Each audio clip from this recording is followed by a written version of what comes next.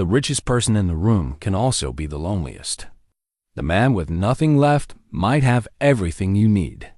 Victoria Lane built a wellness empire worth hundreds of millions, but at 42, she walks empty streets at dawn, suffocating under her own success. That's when she sees Jack by a lamppost, a homeless man who lost his daughter to cancer and everything else to grief. What starts as morning coffee between two strangers becomes something unexpected. Victoria has money, but no family. Jack has wisdom, but no home. When she finally breaks down and makes him an impossible offer, both their worlds change forever. But can two broken people really save each other?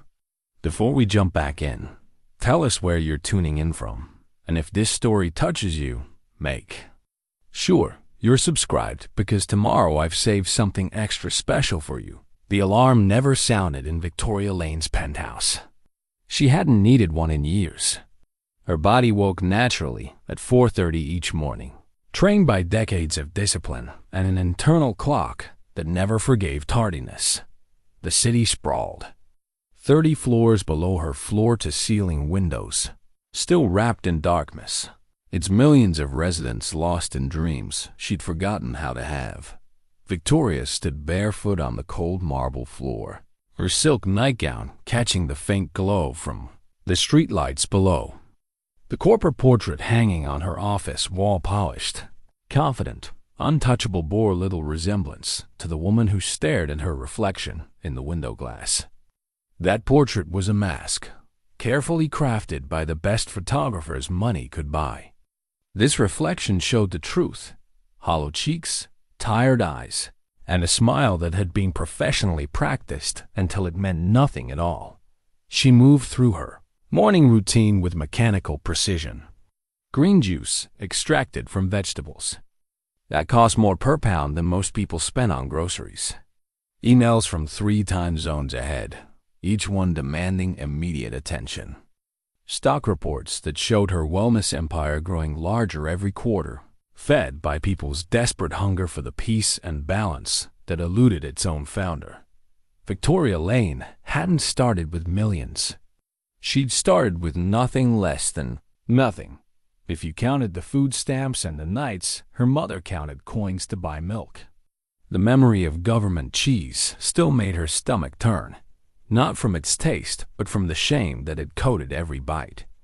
She'd built Vitalux Wellness from a borrowed laptop in a studio apartment, turning her psychology degree and her intimate understanding of human pain into a company that promised what she'd never found: inner peace. The irony wasn't lost on her. She sold meditation apps to executives who had no time to meditate. She marketed work-life balance retreats while working 18-hour days. She preached about authentic living while her own life felt like a performance that had run for so many years she'd forgotten the plot. Maya, her assistant, would arrive at 7 with the day's schedule. Dr. Chun, her therapist, would listen to her complaints at 9.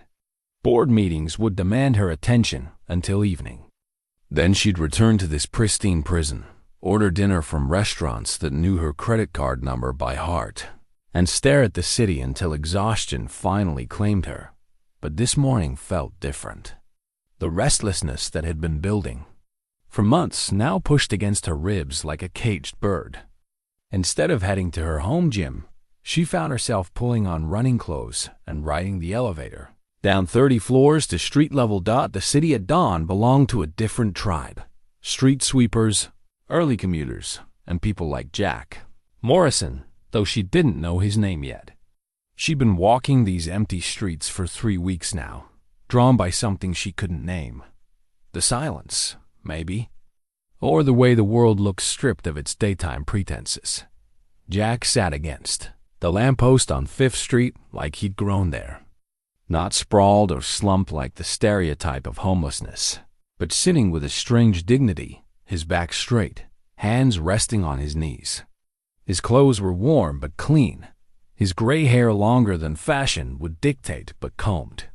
When their eyes met for the first time, Victoria felt an odd jolt of recognition, as if she'd been looking for him without knowing it.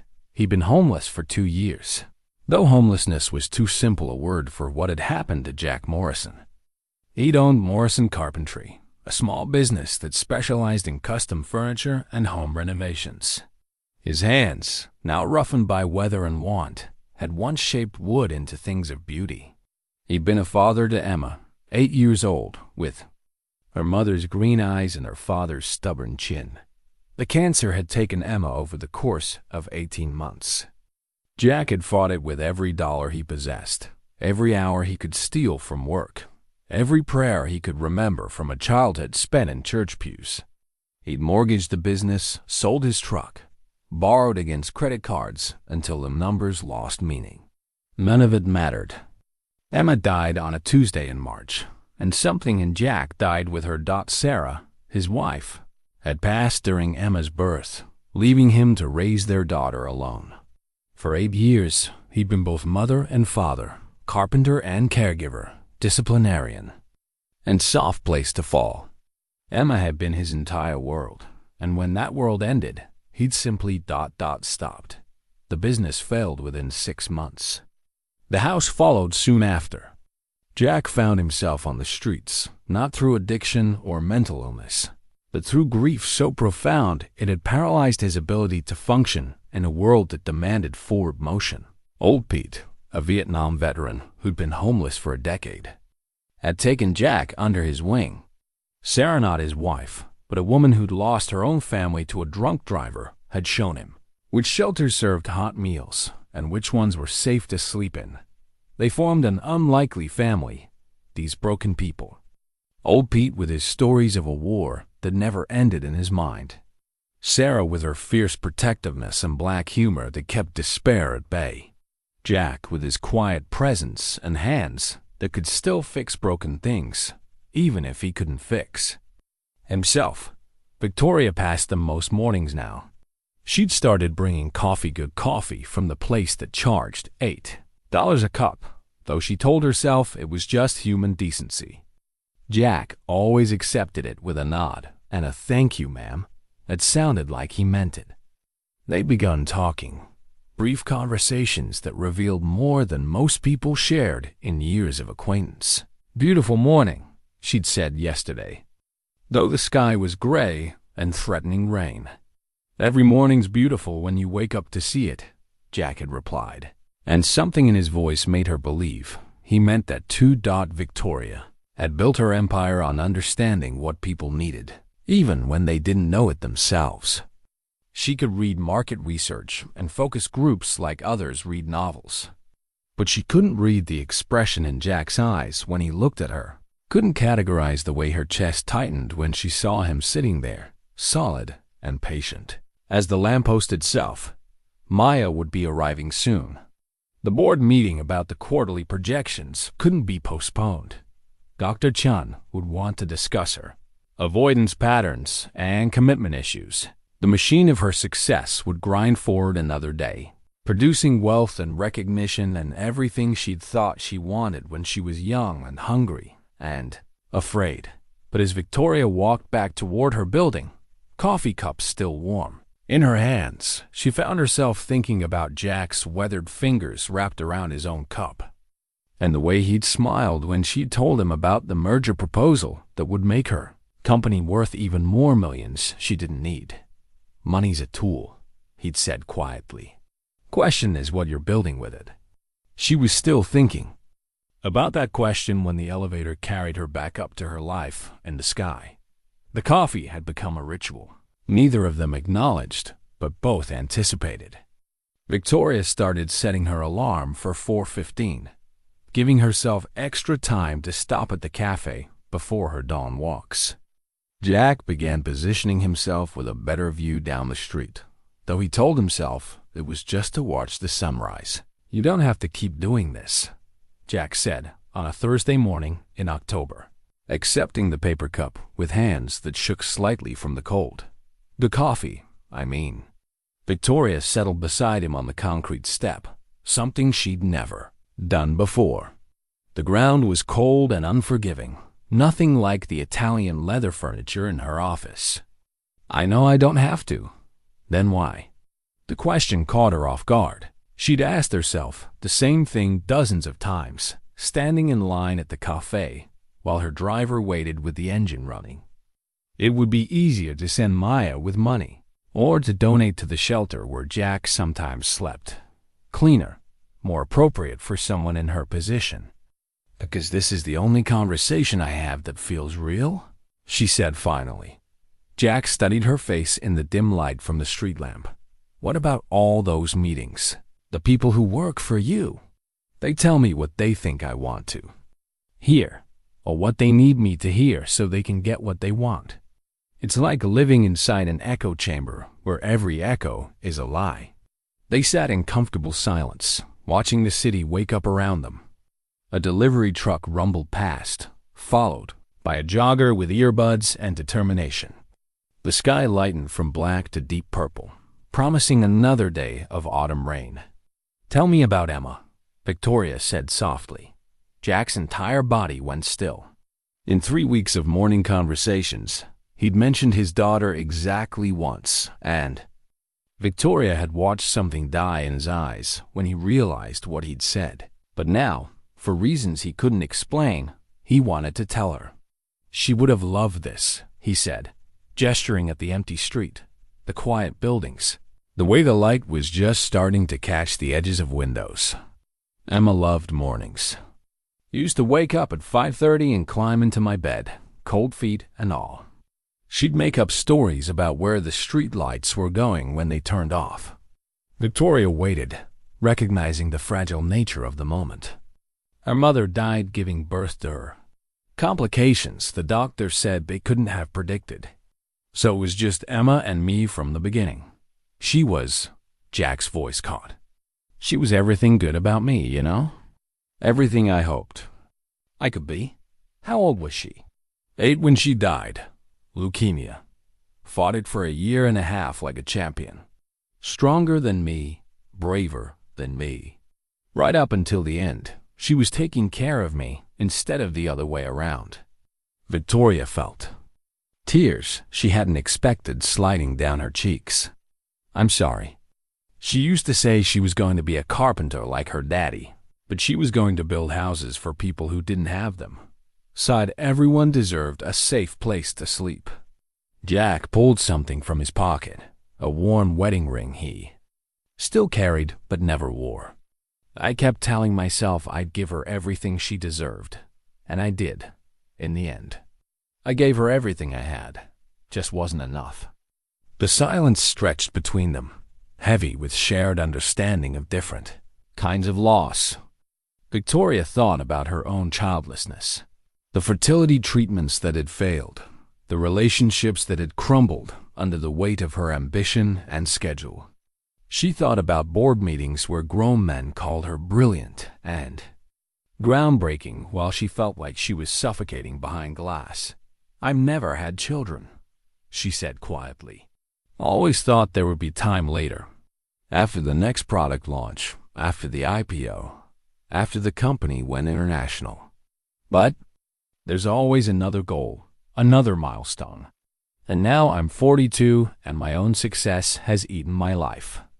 Jack looked at her with something that might have been recognition. "What would you do different? If you could go back?" "I'd remember that money is supposed to buy you choices, not take them away.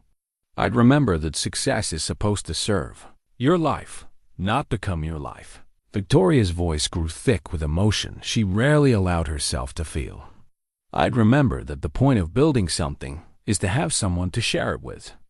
The confession hung between them like morning mist. Victoria had never said those words out loud, not even to Dr. Chen. The admission felt both terrifying and liberating, like stepping off a cliff and discovering she could fly. "I keep thinking about what Emma said," Jack continued. "About building houses for people who need them. About everyone deserving a safe place to sleep.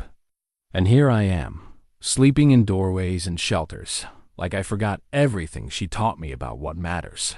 You're surviving. That's what matters right now. Is it though? Or am I just existing? Because there's a difference, and I think you know that better than most." Victoria turned to look at him fully, seeing past the worn clothes and weathered skin to something that had been invisible to her for weeks. A man who understood exactly what she meant about feeling empty in the middle of abundance.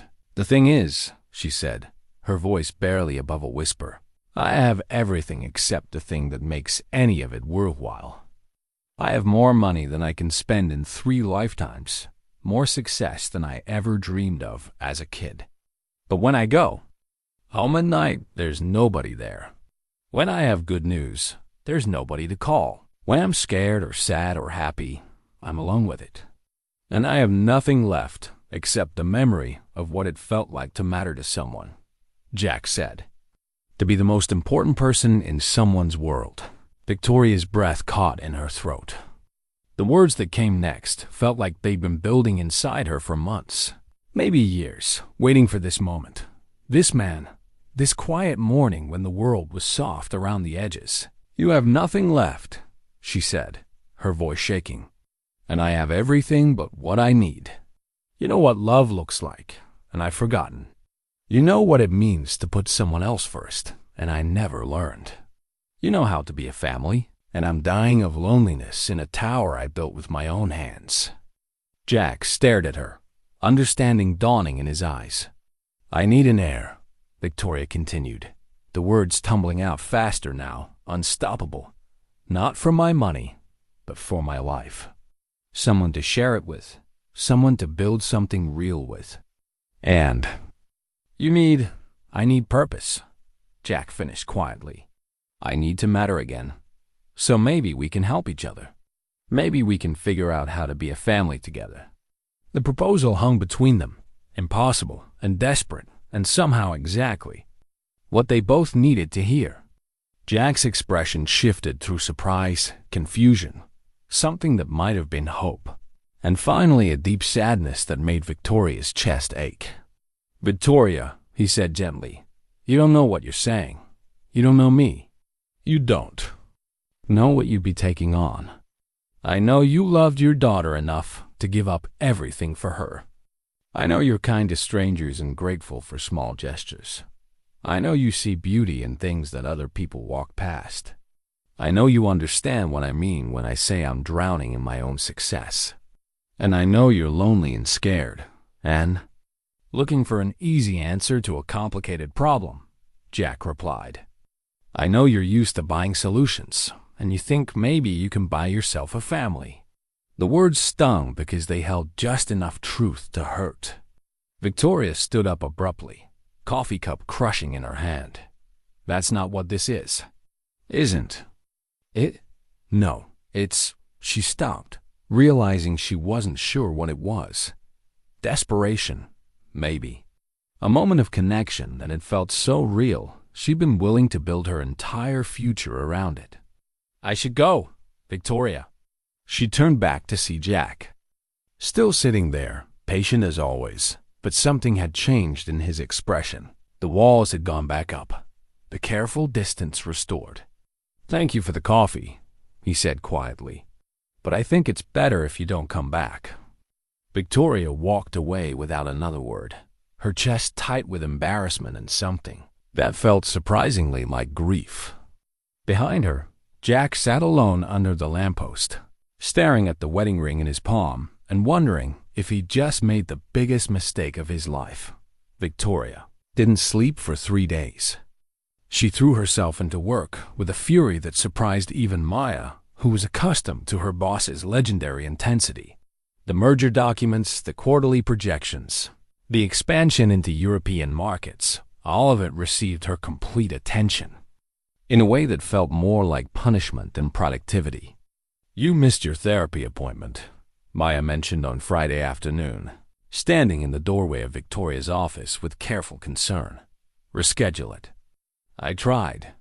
Dr. Chun wants to know if everything's okay. She said you seemed distressed during your last session." Victoria looked up from her laptop screen, realizing she'd been staring at the same email for 20 minutes without reading it. "I'm fine, just busy." Maya didn't move. In 5 years of working together, she'd learned to read Victoria's moods like weather patterns. This felt like a storm building on the horizon. When's the last time you ate something? I had coffee this morning. Real food, Victoria. When? The question should have been simple to answer, but Victoria found herself struggling to remember. Time had become fluid since Thursday morning, hours blending into each other without the anchor of her dawn walks to mark the beginning of each day. Order something, she said finally. Whatever you think is good. Maya nodded and retreated, leaving Victoria alone with the silence that had become increasingly difficult to bear. She tried to focus on the marketing proposal spread across her desk, but her mind kept drifting to the look in Jack's eyes when he told her not to come back. She'd been reckless, foolish. Dr. Chun would have field day with this if she ever found out. Victoria Lane, CEO and founder, proposing marriage to a homeless man she'd known for 3 weeks. The scandal alone could destroy everything she'd built. The board would demand her resignation. The investors would panic. The stock price would crash. But even as she cataloged all the rational reasons why Jack had been right to reject her, Victoria couldn't shake the feeling that she'd been more honest in that moment than she'd been in years. The proposal had been desperate, yes, but it had also been true. She did need an heir, not just for her company, but for her life. She was dying of loneliness in a world full of people who knew her net worth, but not her middle name. The food. Maya's order arrived and sat untouched on the conference table. Victoria worked until the cleaning crew arrived, then worked until they left.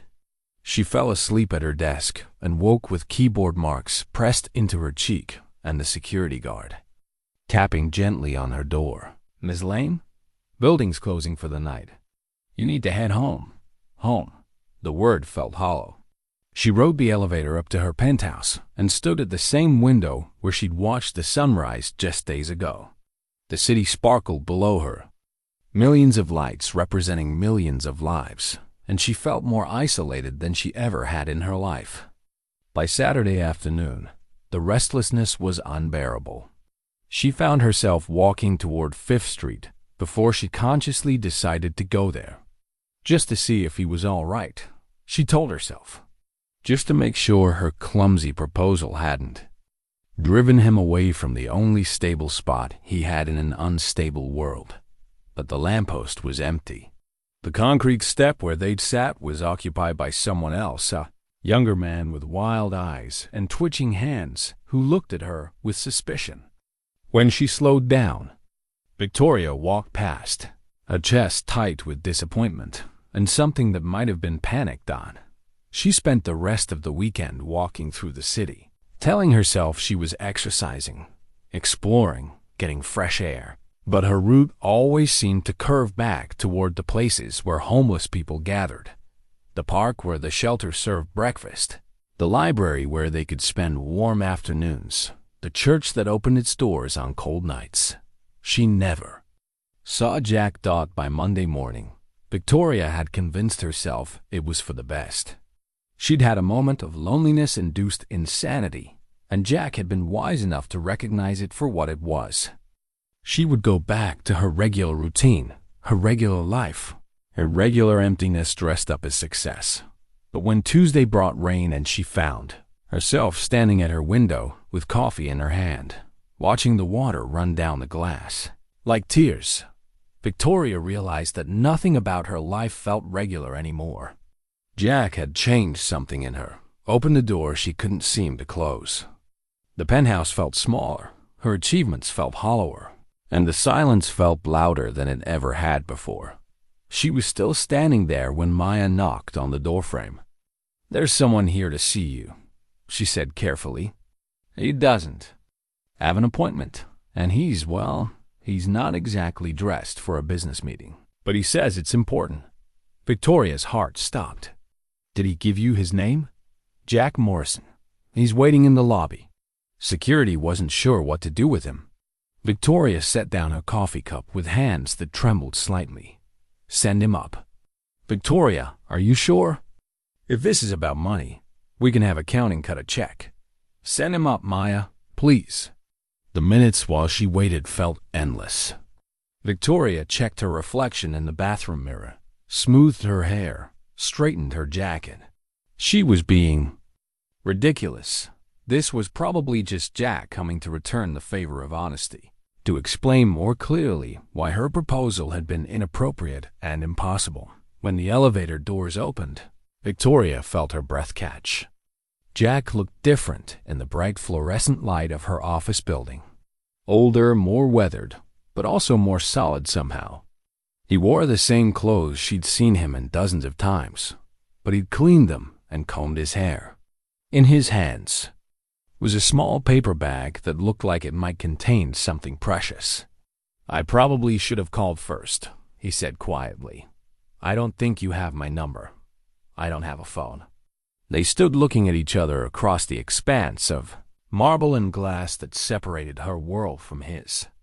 Victoria realized she had no idea what to say, how to bridge the gap between Thursday morning's disaster and this unexpected second chance. "I'd been thinking about what you said," Jack continued, "about needing an heir, about being lonely in the middle of everything you've built. Jack, I'm sorry about that. I was out of line. I put you in an impossible position, and I brought you something." He held out the paper bag. "It's not much, but I thought you might like it." Victoria took the bag with hands that weren't quite steady. Inside was something wrapped in tissue paper, something small and warm to the touch. She unwrapped it carefully and found herself holding a tiny wooden bird, carved with such precision and detail that it seemed like it might fly away if she loosened her grip. "It's a robin," Jack said. "They're tough birds. They stick around through the winter when other birds fly south. They build their nests close to the ground in places that seem unsafe, but they're smart about it. They know the difference between real danger and just different." Victoria turned the carving over in her palm, marveling at the smoothness of the wood, the delicate feathers carved into its wings. "You made this?" "Used to be a carpenter. Still remember how, apparently. It's beautiful. I wanted you to have something that was mine to give. Not charity, not pity, not desperation. Just something I made with my own hands because I thought it might make you smile." Victoria looked up to find Jack watching her with an expression she couldn't quite read.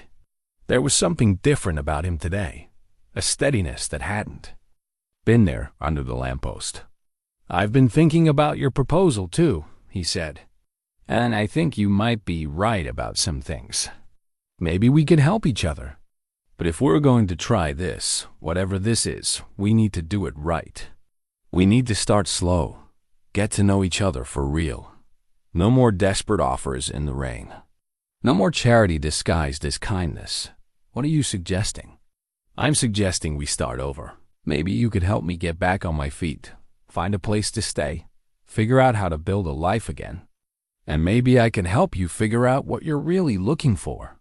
What would make you happy instead of just successful?" Victoria clutched the wooden robin and felt something that had been frozen inside her chest begin to thaw. "I'd like that. I'd like that very much. Then let's see what we can build together," Jack said. One day at a time. The hotel room was modest by Victoria's standards, a chain establishment with clean sheets and reliable heating. The kind of place business travelers used when corporate budgets demanded practicality over luxury. For Jack, it might as well have been a palace. He stood in the doorway for a full minute, taking in the double bed with its crisp white linens, the small table by the window, the bathroom with towels that matched, and hot water that would last longer than 5 minutes. "The room is paid for through the month," Victoria said, setting the key card on the dresser. "No strings attached. If this doesn't work out, if you change your mind, the room is yours regardless." Jack nodded, still not quite believing he was here. 3 days ago, he'd been sleeping in the doorway of a closed bookstore, using his jacket as a pillow and listening to the sound of rats in the walls. Now he had a bed and a shower and a woman who'd looked at him like he mattered. "There's a diner Across the street, Victoria continued. Maya set up an account for you there, and there's a Walmart down the block if you need clothes or... Victoria. Jack's voice was gentle but firm. I appreciate this. More than you know, but I need you to understand something. I'm not a charity case you can fix with money. If we're going to do this, we need to do it as equals. But I don't have money. That's true.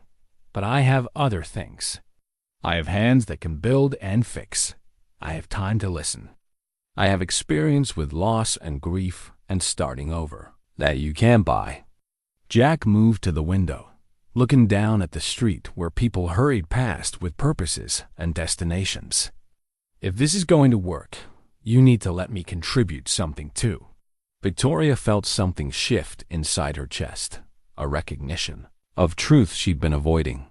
All her life, she'd solved problems by throwing money at them. Employees who complained got raises. Boyfriends who felt neglected got expensive gifts. Problems that couldn't be bought off were problems she avoided entirely. What did you have in mind? She asked. Jack turned from the window with the first real smile she'd seen from him. Well, for starters, when's the last time you ate a meal that didn't come from a restaurant or a delivery service? I don't cook. I do, or I used to. Emma and I cooked together every Sunday. Made it a tradition after her mother died, something that was just ours. His voice caught slightly on his daughter's name, but he pushed through it. Maybe I could cook for you sometime. Real food made with actual care instead of just efficiency. The offer was so simple, so domestic, that Victoria felt tears threatening. When was the last time someone had wanted to take care of her instead of the other way around? When had anyone offered to give her something that couldn't be bought? I'd like that, she said quietly. They fell into an unlikely routine over the next week. Victoria would stop by the hotel in the mornings, ostensibly to check it if Jack needed anything, but really because those conversations had become the most honest part of her day. Jack would walk her to her office building, carrying the small toolkit he'd assembled from the Walmart down the street, looking for small repairs he could make along the way. The building superintendent, initially suspicious of this homeless man, who'd somehow gained access to the CEO's attention, gradually began to appreciate Jack's skills. The lobby door that had been sticking for months opened smoothly after Jack spent 20 minutes with a screwdriver and some oil. The elevator that occasionally made disturbing grinding noises ran quietly after Jack identified a loose panel that needed tightening. Your friend has good hands, the superintendent told Victoria on Friday afternoon. Haven't seen work that careful in years. Victoria felt an unexpected surge of pride. He used to own his own business. What happened? Life, Victoria said simply, and the superintendent nodded like he understood perfectly. That evening, Victoria found herself knocking on Jack's hotel room door with groceries she'd impulse bought from the organic market near her penthouse. She'd never shopped for ingredients before her refrigerator usually contained leftover take-out and bottled water, but something about the idea of a home-cooked meal had made her reckless. I brought supplies, she announced when Jack opened the door. Though I should warn you, I have no idea what any of this stuff is actually for. Jack looked into the bags and started laughing, really laughing.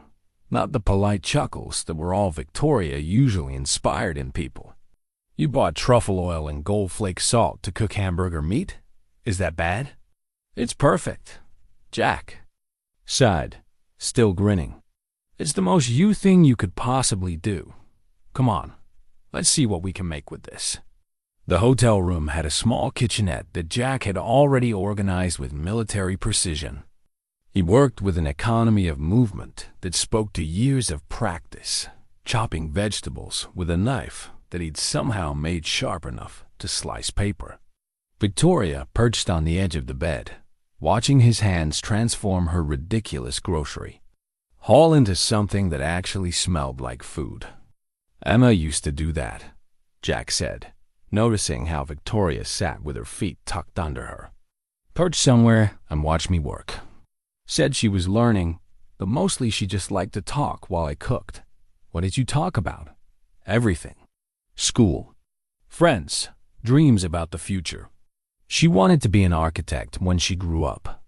Said she was going to design houses that felt like hugs. Jack's hands stilled for a moment, then resumed their steady chopping. What about you? What did you want to be when you were 8? Victoria had to think about it. Her childhood had been so focused on survival that dreams had felt like luxury. She couldn't afford. Rich, she said finally. I wanted to be rich enough that I never had to worry about anything again. Did it work? The rich part did. The not worrying part. Victoria gestured around the modest hotel room, at Jack in his carefully mended clothes, at herself sitting on a bed that cost less per night than she usually spent on lunch. I'm sitting in a hotel room with a man I met 3 weeks ago, planning a future I can't even imagine. I think it's safe to say I'm worrying about everything. Jack looked up from the stove, where something delicious was beginning to sizzle. Good. Good? Worry means you care. Means it matters to you how this turns out. I was starting to think you only knew how to care about quarterly reports and board meetings. I care about other things, Victoria protested. Name one. The challenge hung between them, and Victoria realized with uncomfortable clarity that she couldn't. Her causes were tax write-offs. Her friendships were networking opportunities. Her relationships had been partnerships that looked good in business magazines. Even her therapy sessions were just another form of efficiency optimization. I care about this, she said finally, gesturing between them. Whatever this is. Dan, that's a start. They ate dinner sitting on the hotel room floor, using plastic plates from the Walmart bag and drinking wine from coffee mugs because Jack didn't have proper glasses.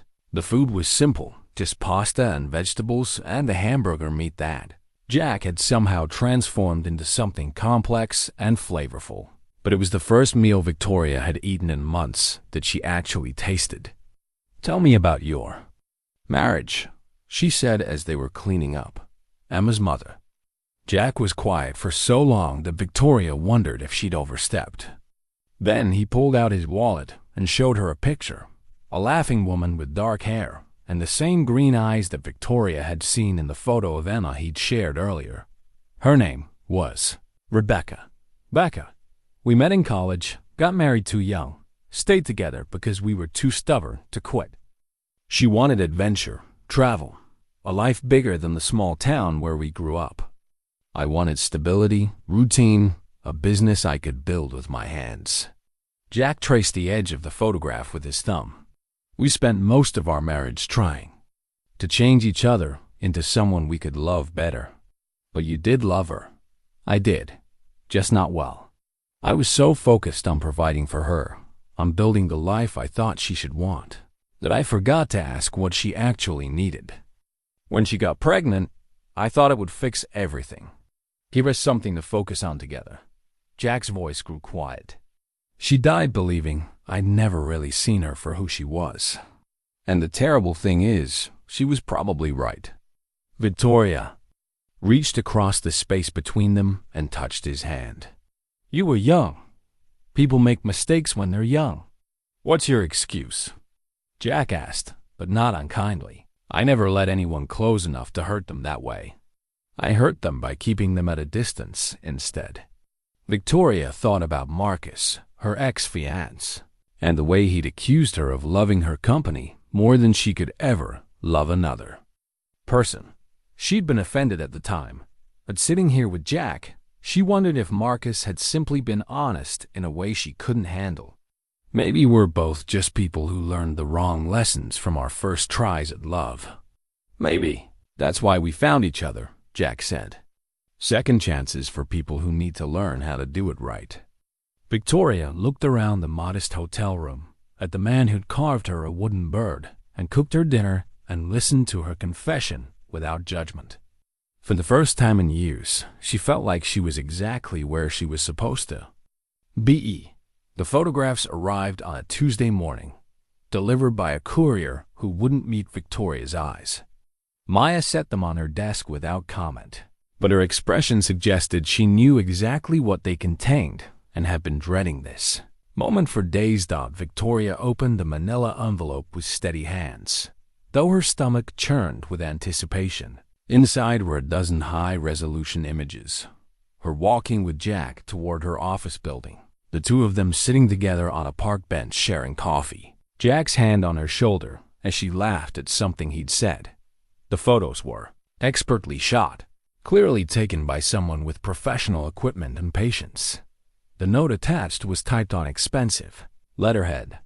Thought you should know what people are saying. We should talk. Marcus Blackwood. Her ex-fiancé, business partner, and the man who'd proposed a merger of companies that would have made them both significantly richer. She'd broken their engagement 8 months ago when she realized. She felt more excitement about quarterly earnings than she did about their wedding planning. He called this morning, Maya said quietly. 3 times. I told him you were in meetings. Get him on the phone. Victoria, maybe you should think about. Get him on the phone, Maya, now. Marcus answered on the first ring, his voice carrying the smooth confidence that had made him a successful venture capitalist and an exhausting boyfriend. Victoria, I was wondering when you'd call. What do you want, Marcus? To help you avoid a very public and embarrassing scandal. The photos I sent you were just a sample. There are others, and they're making their way around certain circles in the financial district. People are talking. Victoria felt a cold rage building in her chest. People are always talking. It's what people do. Not about you. You've always been careful to keep your private life private. But this Victoria, this man, is homeless. He's living in a hotel that you're paying for. It looks like you're either having some kind of breakdown or you're being manipulated by someone who sees an opportunity. Neither of which is any of your business. It becomes my business when it affects the value of companies I'm invested in. Vitalux stock dropped 3 points yesterday after rumors started circulating. Your board is nervous. Your investors are asking questions. Victoria looked out her office window at the city below, thinking about Jack in his hotel room, probably working on some small project that would make someone else's day a little easier. The thought of him being reduced to a scandal, a threat to stock prices, made her chest tight with protective fury. What do you want, Marcus? Have dinner with me tonight. Let's discuss how we can handle this situation in a way that protects everyone involved. And if I refuse, then the photos go to the business journals tomorrow morning, along with a very detailed story about Vitalux's CEO and her unusual new relationship. Your choice. Victoria hung up without responding and sat staring at the photographs spread across her desk. In them, she looked happy, relaxed, more like herself than she'd looked in any corporate headshot or magazine profile. But she could see how they might be interpreted by people who knew her only as a business entity, a stock symbol, a quarterly earnings report. She was still sitting there when Jack arrived for their usual lunch meeting. Maya had started letting him come up without announcement, a small rebellion that Victoria appreciated more than she'd admitted. He took one look at her face and the photos scattered across her desk and understood immediately. How bad is it? He asked, settling into the chair across from her. Bad enough that my ex-fiancé is trying to blackmail me into having dinner with him. Jack picked up one of the photographs, the one where Victoria was laughing, her head thrown back with genuine joy. You look beautiful in this one. Jack, this is serious. This could destroy everything I've built. What could destroy it? Being seen with me or being seen happy? The question caught her off guard. Victoria looked at the photo again, trying to see it through different eyes. Yes, there was potential for scandal. But there was also something she'd never seen in pictures of herself before. Authenticity. Both, maybe. she admitted. Jack set the photograph down carefully. Tell me about him. The ex-fiance. Victoria pulled up Marcus's LinkedIn profile on her computer, showing Jack the polished headshot and impressive list of achievements. Marcus Blackwood. We dated for 2 years, engaged for 6 months. He wanted to merge our companies, create some kind of wellness and technology empire. The wedding was going to be featured in 3 different business magazines. Did you love him? I thought I did. Or I thought I should. He made sense on paper. Same background, same goals, same social circle. We looked good together at industry events. That's not what I asked. Victoria closed the laptop and leaned back in her chair. No, I didn't love him. I loved the idea of him, the stability he represented, the way dating him made my life seem more normal. But I never felt with him what I feel when you walk into a room. And what's that? Like I can breathe again. Jack reached across the desk and took her hand. So, what are you going to do? I don't know. If these photos get published, the board could force me out. The stock price could crash. Everything I've spent 15 years building could disappear overnight. And would that be the worst thing in the world? Victoria stared at him. Yes, of course it would. This company is my life's work. Is it your life or your life's work? Because there's a difference. Before Victoria could answer, Maya knocked on the doorframe. I'm sorry to interrupt, but there's something you need to see. She handed Victoria her tablet, open to a financial news website. The headline read, Vitalux CEO spotted with mysterious companion. Love or publicity stunt? Below it was one of the photographs, the one where Jack's hand was on Victoria's shoulder. Victoria read the article with growing dread. The reporter had done their homework, identifying Jack as a former business owner who'd lost his company and become homeless after his daughter's death.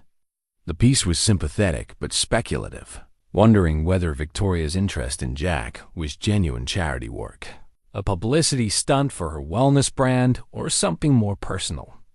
The board is calling an emergency meeting for this afternoon, Maya said quietly. They want to discuss crisis management strategies. Victoria set down the tablet and looked at Jack, who was reading over her shoulder with an expression she couldn't quite identify. I should go, he said finally. What? Back to the streets. Back to my old life. Before this gets any worse for you. Jack, no, that's not. Look at this, Victoria. He gestured at the tablet, at the photos, at the expensive office that suddenly felt like a cage. I'm a liability to you. Every minute we spend together is another opportunity for someone to take pictures, to write stories, to turn our relationship into a weapon against everything you've built. I don't care about the stories. Yes, you do. And you should. This company employs hundreds of people. It helps thousands more. You can't just throw that away because you feel sorry for a homeless man. This isn't about pity, and you know it. Jack stood up and walked to the window, looking down at the street where they'd first met. Maybe not. But it started that way, didn't it? You saw someone who needed saving, and you thought maybe saving me would save you too. Victoria felt something cold settling in her stomach. That's not fair, isn't it? Be honest, Victoria. If I wasn't broken, if I wasn't someone you could rescue, would you have looked twice at me? The question hung between them like a blade. Victoria wanted to deny it, to insist that her feelings were pure and uncomplicated. But standing there in her glass office, surrounded by the evidence of her success and the threat to her reputation, she couldn't be sure. I don't know, she said finally. But does it matter how it started if it's real now? Jack turned back to her with sadness in his eyes. The question isn't whether it's real for us. The question is whether it can survive in the real world. Whether what we have is strong enough to withstand this kind of pressure. Only one way to find out, Victoria said, surprised by the steadiness in her own voice. You're willing to risk everything? Your company, your reputation, your entire life? Victoria looked around her office, at the awards on the walls, the view of the city, The photographs that would probably be in tomorrow's newspapers. Then she looked at Jack, standing there in his carefully mended clothes, offering to disappear to protect her from consequences she'd brought on herself. "I'm willing to risk everything that doesn't matter for the one thing that does," she said. For the first time since he'd walked into her office, Jack smiled. "Then let's go face the music together." The board meeting felt like a tribunal. Victoria sat at the head of the polished conference table, facing 12 pairs of eyes that ranged from concerned to openly hostile. Jack had offered to wait outside, but Victoria had insisted he stay. If they were going to face this crisis, they would face it together. "The situation is untenable," announced Richard Steinberg, the board's longest-serving member and Victoria's most vocal critic. Stock price down 8% in 2 days. Social media buzzing with speculation. And our largest institutional investor is asking pointed questions about leadership stability. "The photos will be in the Wall Street Journal tomorrow morning," added Jennifer Walsh, the board member who'd been pushing for Victoria to step back from day-to-day operations for months, along with a profile piece that's going to raise some very uncomfortable questions about judgment and fiduciary responsibility. Victoria kept her expression neutral, though she could feel Jack's tension beside her. He sat perfectly still, hands folded in his lap, taking in the corporate theater with the same quiet observation he'd shown during their morning conversations. "I'm aware of the media attention," Victoria said calmly. "I'm also aware that this company has weathered storms before and emerged stronger. This isn't a market downturn or a competitor launching a rival product." Steinberg shot back. "This is about you, Victoria. Your personal choices affecting our professional obligations to shareholders. My personal life is exactly that personal. Not when you're the face of a public company. Not when your image is directly tied to our brand value." Jennifer slid a folder across the table. "We've had crisis management consultants working around the clock. Their recommendation is clear. Distance yourself from this relationship immediately, issue a public statement about temporary poor judgment, and commit to focusing exclusively on company business for the foreseeable future." Victoria opened the folder to find a prepared statement that made her stomach turn. It characterized her relationship with Jack as a momentary lapse in judgment during a period of stress, and promised shareholders that she would refocus entirely on her professional responsibilities. The language was cold, calculated, and completely untrue. "You want me to lie," she said flatly. "We want you to do damage control before this situation destroys everything we've built together," Steinberg replied. Jack cleared his throat softly. The entire room turned to look at him, and Victoria saw. Several board members shift uncomfortably, as if they'd forgotten he was there and weren't sure how to handle his presence. "May I say something?" he asked quietly. "Mr. Morrison," Jennifer said, with the tone she might use to address an unruly child. "This is a private board meeting dealing with sensitive company matters." "He's here at my invitation," Victoria said sharply. "And what affects me affects him. Jack, please. Say whatever you need to say." Jack looked around the table, meeting each board member's eyes in turn.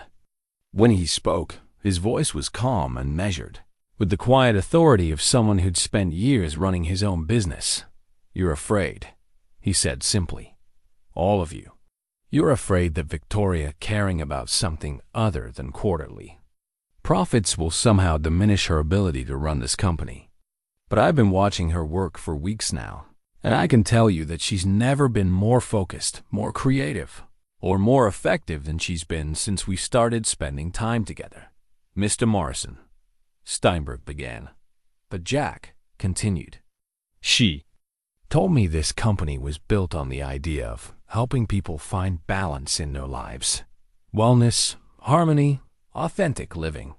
But you're asking her to live a lie to protect your stock price. You're asking her to choose between being honest and being profitable. And that tells me you've forgotten what this company was supposed to stand for." The room fell silent. Victoria felt something powerful moving through her chest, a combination of pride and gratitude, and something that might have been love. Furthermore, Jack continued, "You're treating me like I'm some kind of threat to Victoria's success, when the truth is, I'm the first person in years who's encouraged her to think about what success actually means. Not just for the company, but for her life." Jennifer leaned forward. "And what exactly do you think success means, Mr. Morrison?" "Building something that matters to you, with people who matter to you, in service of something bigger than yourself." Jack's gaze swept the room again. "Victoria's done all of that. This company matters to her. The people here matter to her. And the work you're doing helping others find wellness and balance, that's bigger than any of us." "But," Steinberg prompted, sensing there was more. "But none of that means she has to sacrifice her personal happiness on the altar of public perception. None of that means she has to live alone and isolated just because she's successful. And none of that means the people who care about her should abandon her the moment she faces a little adversity." Victoria watched the faces around the table, seeing the impact of Jack's words. Several board members looked uncomfortable, as if they were seeing the situation from a perspective they hadn't considered. The crisis management firm suggested another approach, Victoria said quietly, setting aside the prepared statement. Something they called authentic transparency. "Instead of hiding from this story, we control it. We tell it ourselves honestly." "Absolutely not," Jennifer said immediately. "Hear me out. What if, instead of treating my relationship with Jack like a scandal, we treated it like what it actually is, a story about human connection, about looking beyond surface appearances, about the kind of authentic living our company is supposed to promote?" Richard Steinberg snorted. "You want to turn your personal life into a marketing campaign? I want to be honest about who I am and what I value. If that's good for the company, great. If it's not, then maybe I'm working for the wrong company." The temperature in the room seemed to drop 10 degrees. Victoria had just threatened the nuclear option, walking away from the company she'd built from nothing. "Victoria," Jennifer said carefully, "you can't be serious." "I'm completely serious.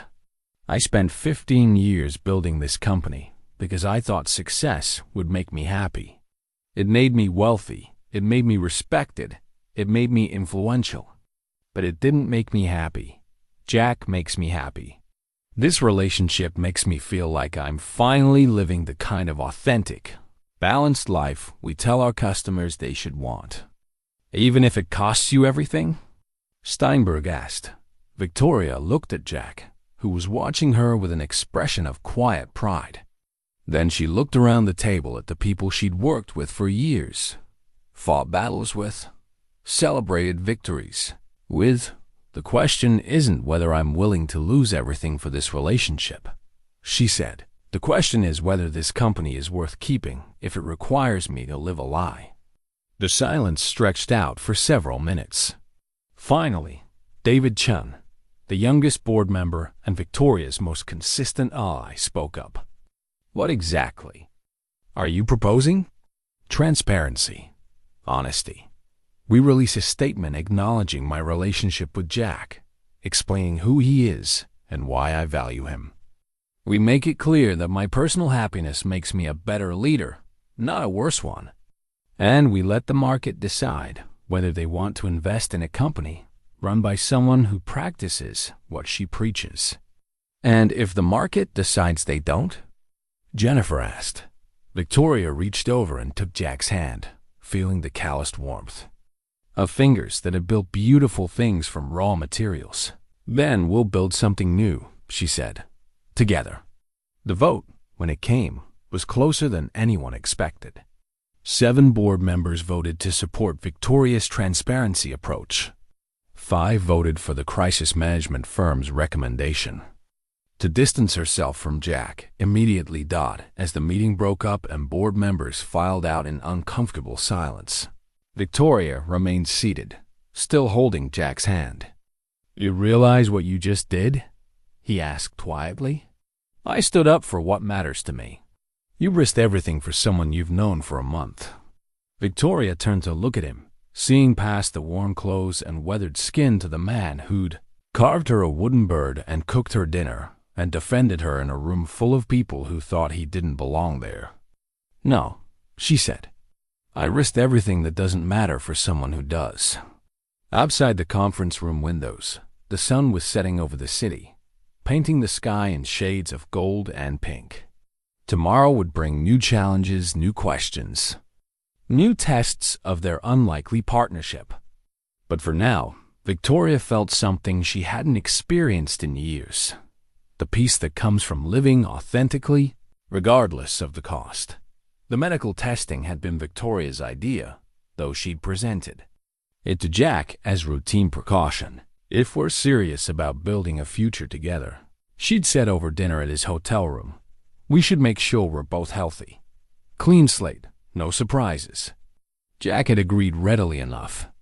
He'd spent 2 years on the streets with limited access to health care, and the thought of a comprehensive physical exam appealed to his practical nature. Victoria had arranged for them to see Dr. Sarah Patel, her personal physician, someone discreet who could handle the testing without media attention. The results came back on a Thursday afternoon in November. Victoria was in her office, reviewing the quarterly projections that had somehow become less important since Jack entered her life when Dr. Patel called. "I have both sets of results," Dr. Patel said without preamble. "Yours are excellent, as expected. Jack's are more complicated." Victoria felt her stomach drop. How complicated? Physically, he's in remarkable shape for someone who's been homeless for 2 years. Good cardiovascular health, no signs of chronic illness, blood work mostly normal. But the genetic screening revealed something significant. What kind of something? Dr. Patel was quiet for a moment. "Victoria, I need to ask you something first. How much has Jack told you about his daughter's death?" Emma died of leukemia. She was 8. Jack spent everything he had trying to save her. Did he mention what type of leukemia? Victoria frowned. No, just that it was aggressive and didn't respond to treatment. Why? Jack carries a genetic mutation called TP53. It's associated with Lee-Fraumey syndrome, a hereditary cancer predisposition disorder. Children who inherit this mutation have a 50 to 90% chance of developing cancer before age 30, often much earlier. The words hit Victoria like a physical blow. "You're saying Emma died because of Jack's genes?" "I'm saying Emma inherited a genetic condition from her father that made her extremely susceptible to cancer. The leukemia that killed her was almost certainly related to this mutation." Victoria sank into her desk chair, her mind racing. Does Jack know? The mutation wasn't well understood when Emma was diagnosed. Testing wasn't routine, and even if it had been, it wouldn't have changed her treatment options. Jack has no idea. He carries this gene? What does this mean? For him, for us, for... Victoria's voice broke slightly. For any children we might have? Jack himself has about a 70% lifetime cancer risk, though he's already past the highest risk years. But any biological children would have a 50% chance of inheriting the mutation. And if they do inherit it, Dr. Patel trailed off. They could die like Emma did. Yes.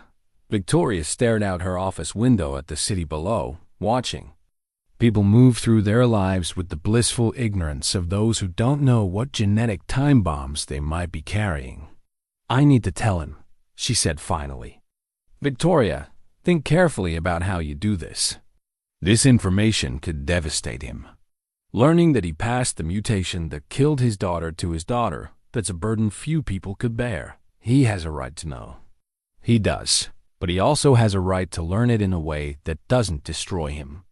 Victoria hung up and sat in the growing darkness of her office, watching the city lights flicker on one by one. Jack was supposed to meet her for dinner in an hour. They'd been talking more seriously about their future lately, about marriage and family, and the possibility of building something permanent together. Just last week, Jack had mentioned wanting to give her the family she'd always wanted, the children, who would inherit her business and carry on her legacy. Now she had to tell him that any children they had together would carry a 50% chance of dying young, just like Emma had. Victoria's phone buzzed with a text from Jack. "Running a few minutes late. The hotel sink was leaking, and I couldn't leave it broken. See you soon." Even now, he was taking care of others, fixing what was broken, making the world a little better with his hands and his heart. How could she burden him with the knowledge that he carried death in his DNA? She was still sitting there when Jack arrived, his toolkit in one hand and a small bouquet of grocery store flowers in the other. "Sorry I'm late," he said, setting the flowers on her desk. Mrs. Chun in room 412 was having problems with her bathroom door, and then the elevator started, making that noise again, and he stopped, seeing her expression. "What's wrong?" Victoria looked at the man she'd grown to love, seeing Emma's eyes in his face, Emma's stubborn chin, Emma's gentle nature that had made her fight so hard for life, even when her own body was betraying her. "We need to talk," she said quietly. Jack sat down across from her desk, his expression growing serious. "This sounds like the kind of talk that doesn't end well. Dr. Patel called with our test results." "And?" Victoria took a breath, trying to find words for something that felt impossible to say. "You're healthy. Physically, you're in excellent shape. But the genetic screening showed something we need to discuss." Jack went very still. "What kind of something?" "You carry a genetic mutation. It's called TP53, and it's associated with a syndrome that significantly increases cancer risk." "Cancer risk for me?" "For you, yes. But also for any children you might have. Jack, this mutation, it's the reason Emma got sick." The silence that followed felt endless. Victoria watched Jack's face change as the implications sank in, watched him process the idea that he'd unknowingly passed a death sentence to his beloved daughter. "You're saying I killed her," he said finally, his voice barely above a whisper. "No, Jack, that's not. I killed my daughter." He stood up abruptly, knocking over his chair. "I gave her the genes that killed her. You didn't know. Nobody knew. This kind of testing wasn't available when Emma was born. But I knew something was wrong. Even when she was little, she got sick more often than other kids. She bruised easily, got tired faster. I took her to doctors, but they said she was just delicate. I should have pushed harder, should have demanded more tests. Jack, stop. You did everything you could. You were a loving father who fought for his daughter every single day. And now you know why any children we have together will die the same way." Jack's voice was hollow, defeated. 50% chance, right? That's what the doctor told you. Victoria nodded, unable to speak. "So we can't have children. We can't have the family you want, the heir you need. This whole thingus, this relationship, the future we've been planning, it's all impossible." "That's not true. There are options. Genetic counseling, pre-implantation testing, adoption." "Victoria," Jack's voice was gentle but firm. "Look at me. Really look at me. I'm a homeless man with no money, no prospects, and now we know I carry genes that kill children. What could I possibly offer you that would be worth that risk? You offer me love. You offer me a real life instead of just a successful one. You offer me the chance to build something meaningful instead of just profitable. I offer you the chance to watch your children die the way I watched Emma die." Jack's voice broke on his daughter's name. "I can't do that to you." "I won't." Victoria stood up and moved around the desk, trying to reach for him, but Jack stepped back. "I need some time to think," he said. "I need to. This changes everything, Victoria. Everything." "It doesn't have to, doesn't it? You want children. You want a family, a legacy, someone to carry on what you've built. I can't give you that, not without risking everything." Then we'll find another way." Jack looked at her with eyes full of pain and something that might have been love. "The thing is, I can't risk it. I can't risk loving another child and watching them die because of genes I gave them. I can't put you through what Becca went through, watching our baby get sicker and sicker while feeling helpless to stop it. Jack, please, I'm going to go back to the hotel. I need some time to process this. We can get through this together. We can figure it out."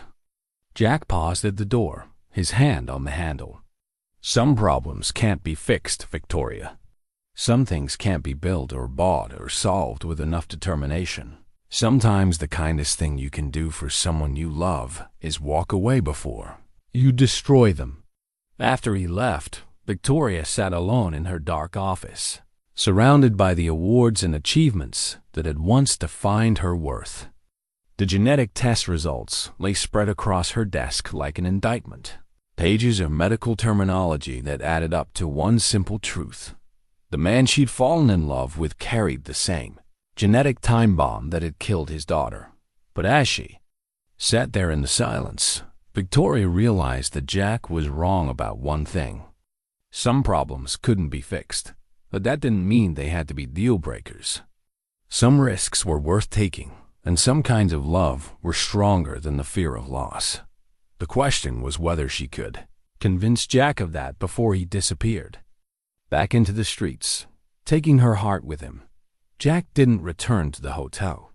Victoria discovered this the next morning when she went to find him, carrying coffee and the desperate hope that a night's sleep might have given them both perspective.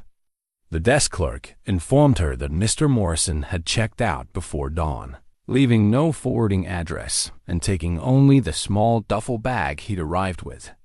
"He left this for you," the clerk added, handing Victoria an envelope with her name written in Jack's careful handwriting. Victoria sat in her car in the hotel parking lot, hands shaking as she opened the letter. "Victoria, by the time you read this, I'll be gone. Please don't try to find me. What we discovered yesterday changes everything, and I need you to understand why. I loved Emma more than my own life. Every morning when she woke up, every laugh, every bedtime story, every scraped knee I kissed better, all of it was tainted by genes I gave her that were slowly killing her. I was her father, the person supposed to protect her from harm, and I was the source of the thing that destroyed her. I won't do that to another child. I won't do that to you. You deserve a family that isn't haunted by death. You deserve children who can grow up healthy and whole, who can inherit your company and your strength without also inheriting a time bomb in their DNA. You deserve a husband who can give you everything you want instead of just everything you're afraid to lose. I know you think we can find another way, adoption, genetic testing, medical intervention. But every solution still carries the risk that we might love a child who dies too young. And I've already buried one daughter. I don't have another one in me, that please understand that leaving you is the hardest thing I've ever done. These past months with you have been the happiest I've been since Emma died. You brought me back to life when I thought I was finished living. But love isn't always enough, and sometimes the most loving thing you can do is walk away. Build a beautiful life. Victoria, find someone worthy of everything you have to offer. And if you think of me sometimes, remember that you saved me in all the ways that mattered, even if I couldn't stay saved. All my love, Jack. P.S. I left the wooden bird in my room. I hope you'll keep it and remember that even broken things can create beauty. Victoria read the letter 3 times before the words fully sank in. Then she drove back to her office and canceled every meeting, every appointment, every obligation that wasn't essential to keeping her company running. Maya tried to ask questions, but Victoria's expression made it clear that explanations weren't forthcoming. She spent the first day calling homeless shelters, describing Jack to anyone who would listen.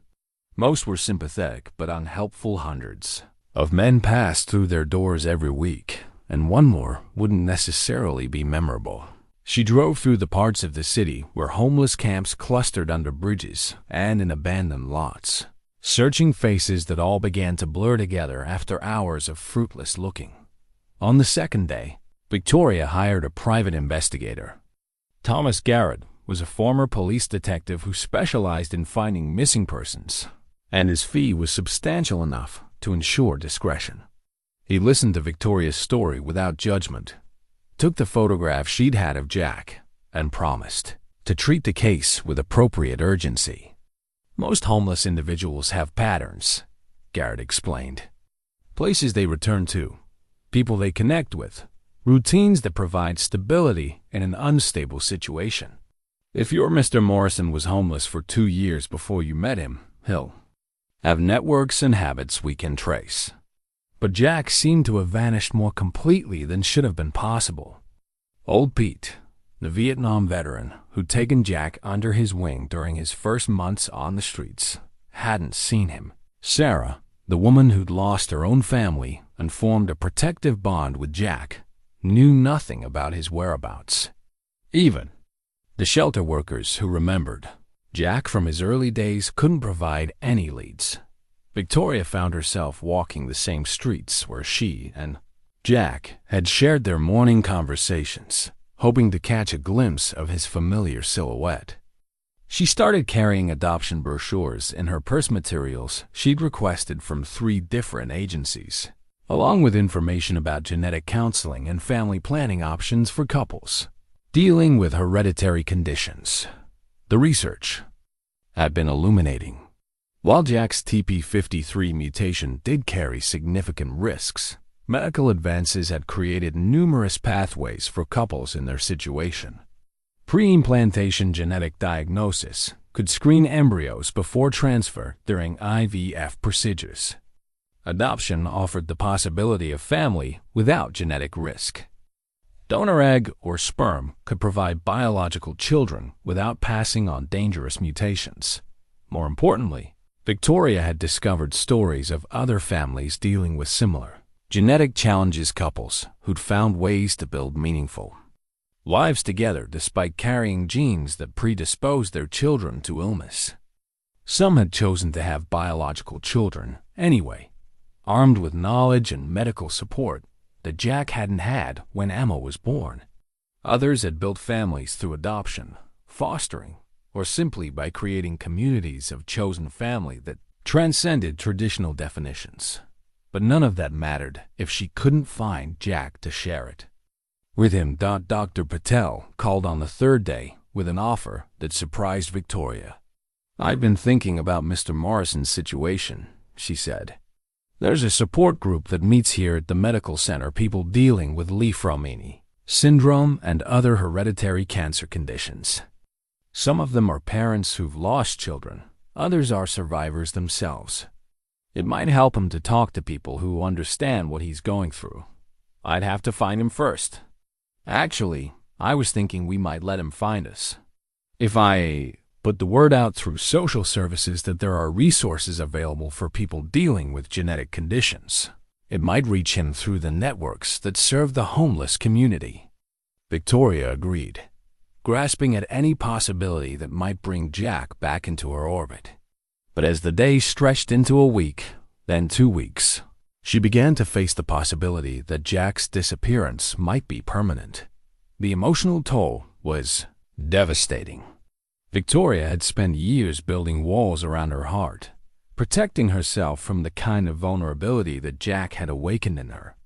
Now those walls lay in ruins, and the pain of his absence felt like a physical wound that wouldn't heal. Maya started bringing her meals at the office, knowing that Victoria had stopped eating regular dinners. The board members, who'd opposed her transparency approach, began making subtle inquiries about her emotional state and fitness to lead the company. Even Marcus, her ex-fiancé, reached out with what he claimed was concern, but felt more like an opportunity to say, "I told you so." It was Dr. Chen, her therapist, who finally forced Victoria to confront what she was really afraid of. "You're not just mourning the loss of Jack," Dr. Chen observed during their session 2 weeks after his disappearance. "You're mourning the loss of the possibility of family, of children, of the life you thought you wanted." I could still have those things, Victoria protested. With someone else, someone without genetic complications. Could you? Or have you been using Jack's departure as an excuse to avoid examining what family really means to you? The question stung because it held truth Victoria wasn't ready to face. She'd spent so many years focused on building her empire that she'd never seriously examined her desire for children beyond the abstract concept of having an heir. Jack's genetic condition had forced her to confront what she was really looking for: biological children who shared her DNA, or simply the experience of raising and loving a child. That night, Victoria found herself in the hotel room where Jack had stayed, convincing the night manager to let her retrieve the wooden bird he'd mentioned in his letter. The room had been cleaned and rented to someone else, but housekeeping had found the small carving on the windowsill and turned it into lost and found. Holding the robin in her palm, Victoria remembered Jack's words about tough birds that stuck around through winter, that built their nests in seemingly unsafe places, but were smart about distinguishing real danger from just different. She thought about Emma, about the daughter Jack had loved so fiercely that losing her had sent him into 2 years of wandering. She thought about the family she'd researched, who'd found ways to love and build lives despite genetic challenges. Most of all, she thought about Jack's belief that loving him would mean risking heartbreak, as if love without risk was somehow more valuable than love that required courage. Victoria pulled out her phone and called Thomas Garrett, the private investigator. "I want to try a different approach," she told him. "Instead of just looking for Jack, I want to send him a message. Something public enough that he'll see it, but personal enough that he'll know it's real." "What kind of message?" Victoria looked out the hotel window at the city where she and Jack had walked together, where they'd shared coffee and conversations, and the tentative beginnings of a love that had felt strong enough to overcome anything. "I want to tell him that some risks are worth taking," she said, "and that some kinds of love are stronger than fear." The plan she developed over the next 3 days was either brilliant or completely insane. Victoria wasn't sure which. But it felt right in a way that nothing had felt right since Jack disappeared. She would go public with their story, but not in the way the crisis management consultants had recommended. Instead of downplaying their relationship or treating it as a regrettable mistake, Victoria would use her company's platform to talk honestly about love, loss, family, and the courage required to build a life with someone despite uncertain outcomes. Wellness industry was built on helping people navigate life's challenges, after all.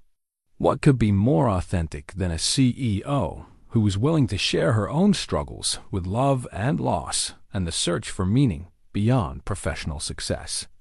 Maya initially balked at the idea.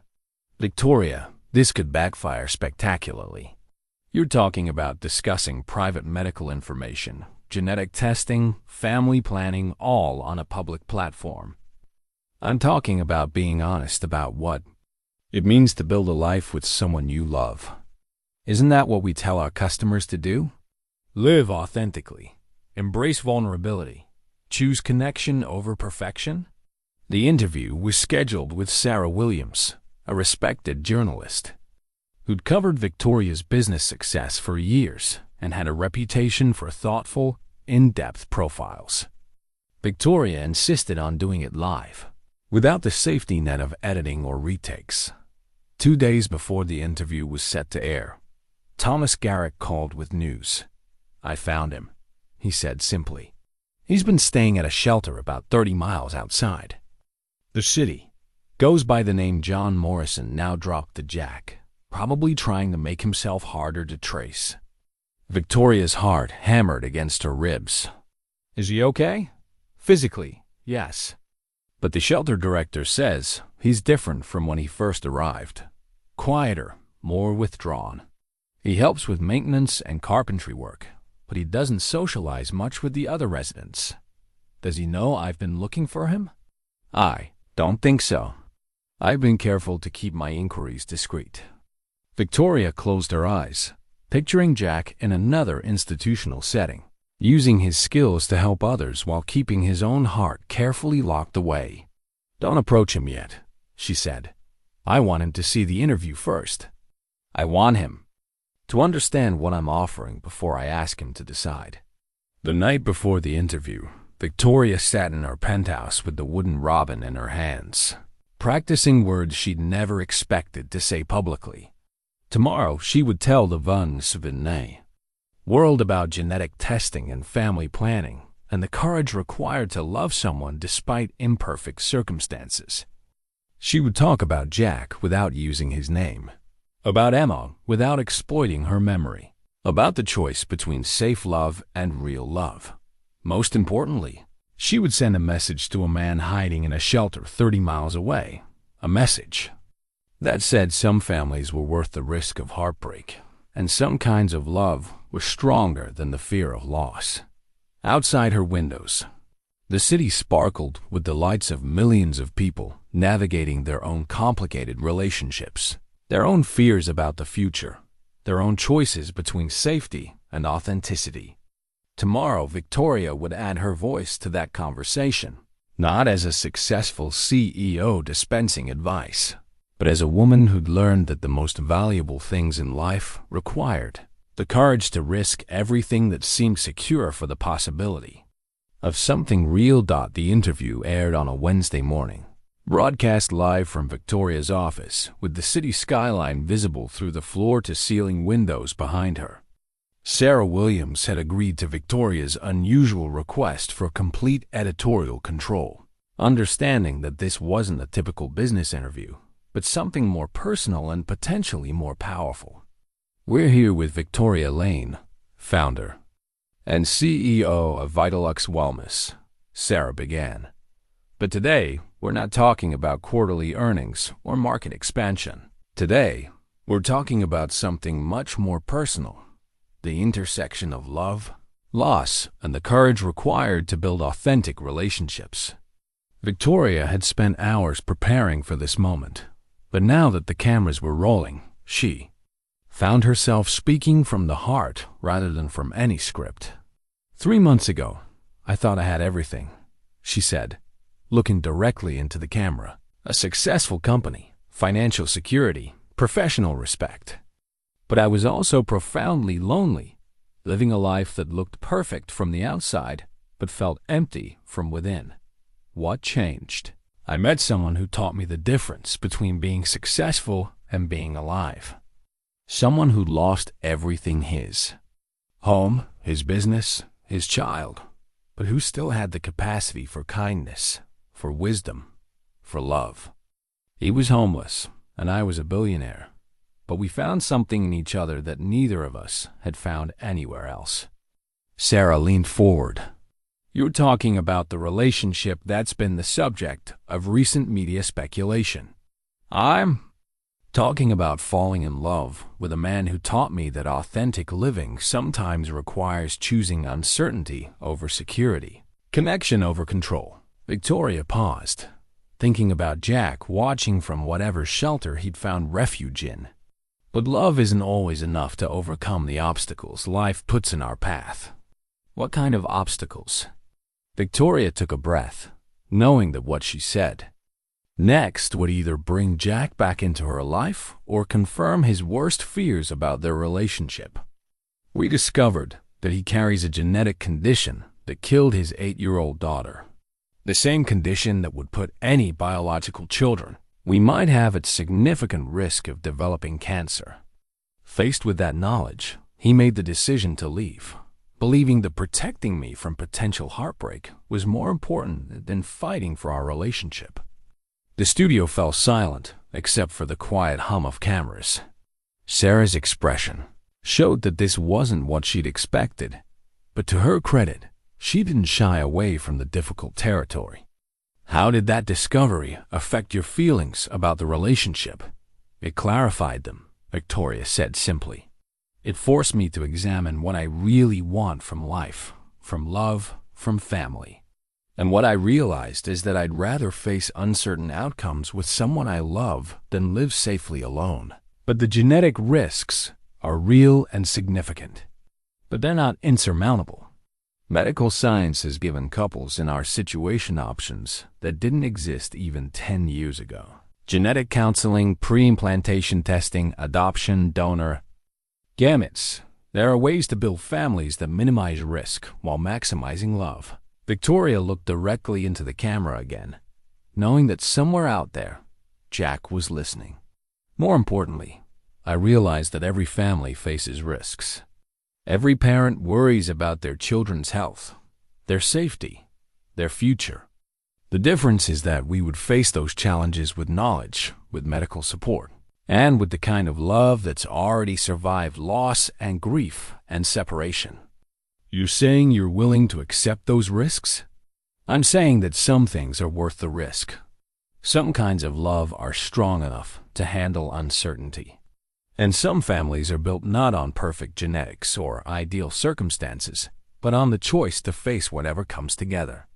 Sarah was quiet for a moment, clearly moved by Victoria's honesty. What would you say to him now if you could? Victoria felt tears she hadn't expected sliding down her cheeks. I'd say that Emma's death wasn't his fault. That carrying a genetic mutation doesn't make him dangerous or unworthy of love. That the same hands that hold those genes also built beautiful furniture, fixed broken things, carved wooden birds, and loved a daughter so completely that losing her nearly destroyed him. Her voice grew stronger, more certain. I tell him that I don't need biological children to be happy. I need a partner who understands what really matters, who knows how to build something beautiful from broken pieces, who can teach me how to love without reservation.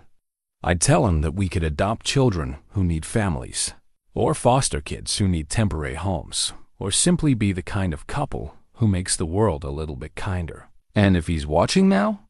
Victoria looked straight into the camera, speaking to the man she loved with every fiber of her being. Jack, if you're out there, I want you to know that I choose you. Not because you're safe or easy or genetically perfect, but because you're you. Because you make me want to be braver, kinder, more authentic. Because loving you has taught me what it means to really live. She pulled the wooden robin from her pocket, holding it up to the camera. You carved this for me because you said robins are tough birds that stick around through winter, that build their nests in places that seem unsafe, but know the difference between real danger and just different. That's what I want to be, tough, enough to stick around through the hard seasons, smart enough to know that loving you isn't dangerous, just different from anything I've experienced before. Victoria set the carving on the desk in front of her hand steady despite the emotion in her voice. I'm not asking you to come back to the life we had before. I'm asking you to come back so we can build something new together. Something that acknowledges the risks but chooses love anyway. Something that honors Emma's memory by showing that tragedy doesn't have to end the story. That people who've lost everything can still find each other and create something beautiful. The interview continued for another 20 minutes, but Victoria's message was clear. She was willing to build a life with Jack despite the genetic challenges, despite the risks, despite the uncertainty that had driven him away. When the cameras stopped rolling, Victoria felt simultaneously exhausted and energized. She'd said everything she needed to say, shared everything she needed to share. Now all she could do was wait and hope that the man she loved would find the courage to believe that some kinds of love were stronger than fear. Jack watched the interview from the common room of St. Matthew's shelter, surrounded by men who'd gathered around the old television for the morning news, but stayed for something much more powerful. When Victoria held up the wooden robin, when she spoke his name and shared their story with a tenderness that made his chest ache, the room fell completely silent. That's some kind of love right there, said Carlos, an older man who'd been living at the shelter for 6 months after losing his construction job. Woman like that doesn't give up her privacy, her reputation, everything she's built, unless she means what she's saying. Jack couldn't speak. He sat frozen in his chair, watching Victoria's face on the screen, hearing her words but struggling to believe them. She was willing to risk everything, her company, her future, her chance at biological children for a relationship with him. She was willing to face genetic uncertainty, potential loss, the possibility of loving children who might die young, because she thought what they had together was worth those risks. "You're him, aren't you?" asked Father Miguel, the priest who ran the shelter. "The man she's talking about." Jack nodded slowly, still staring at the screen, where Victoria's interview had given way to commercial advertisements for cars and insurance, and all the ordinary concerns of people who weren't facing impossible choices about love and genetics. "She's offering you a life," Father Miguel continued gently. "A real life, built on honesty and acceptance and the kind of love that doesn't try to protect itself from pain." "She doesn't understand what she's risking," Jack said quietly. "She's never watched a child die. She's never felt the guilt of knowing your own genes killed someone you love more than your own life.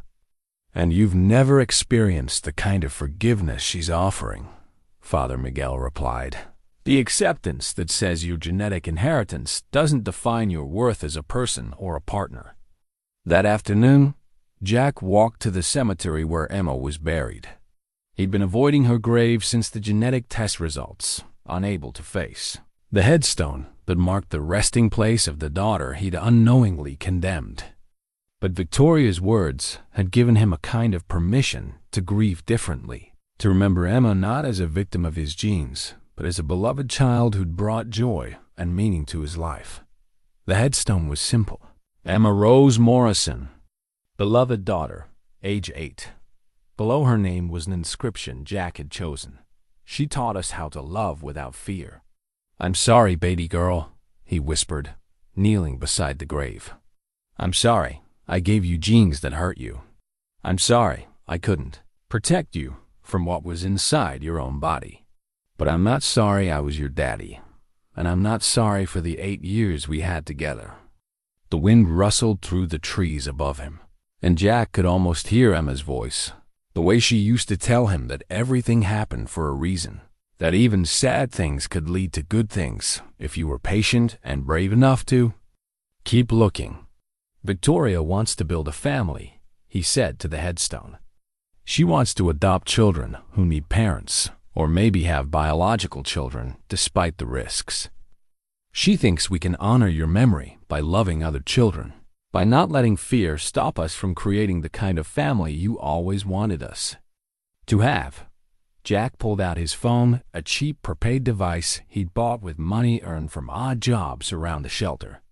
Victoria's interview was already viral, shared across social media platforms and discussed on news programs. The comments ranged from supportive to skeptical, but one theme emerged clearly. People were moved by her honesty, her willingness to choose love over safety. "What do you think, Em? Should I go back to her? Should I risk loving again, knowing it might mean losing again?" The answer came not in words, but in memory. Emma, at 6 years old, insisting on adopting a 3-legged kitten from the animal shelter because he needs extra love to make up for what he lost. Emma teaching him that love wasn't about finding perfect recipients, but about choosing to care despite imperfection. Jack stood up and brushed the dirt from his knees, his decision crystallizing with each step away from Emma's grave. Victoria was right. Emma's death wasn't his fault, any more than his genetic inheritance was his choice. But what he did with that knowledge, how he chose to live despite the risks, that was his decision to make. The bus ride back to the city took 2 hours, giving Jack time to think about what he wanted to say, how he wanted to approach the woman who'd laid her heart bare on national television for him. He thought about the hotel room where they'd cooked dinner together, about the morning conversations that had felt like the first honest communication he'd had in years, about the way Victoria looked when she laughed, really laughed, not the practice smile she wore for business meetings. By the time the bus pulled into the downtown terminal, Jack had made his choice. He would go to Victoria, not to apologize for leaving, but to thank her for the courage to speak, truthfully about love and risk and the possibility of building something beautiful from broken pieces. The security guard at Victoria's building recognized him immediately. "Mr. Morrison, Ms. Lane said to send you up the moment you arrived, no matter what time of day or night." "She was expecting me?" "She's been expecting you since the interview aired this morning. Said she'd wait as long as it took." The elevator ride to Victoria's office felt endless and instantaneous at the same time. Jack's hand shook slightly as he approached the door, not from fear but from the overwhelming realization that he was about to step into a future he'd thought was impossible. Victoria was standing at her window when he entered, looking out at the city where they'd first found each other.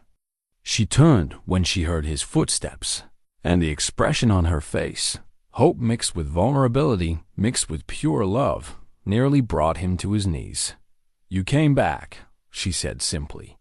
"You told the whole world about my genetics, about Emma, about us. You risked everything." Jack moved closer, seeing the exhaustion around her eyes, the weight of the decision she'd made. "Why?"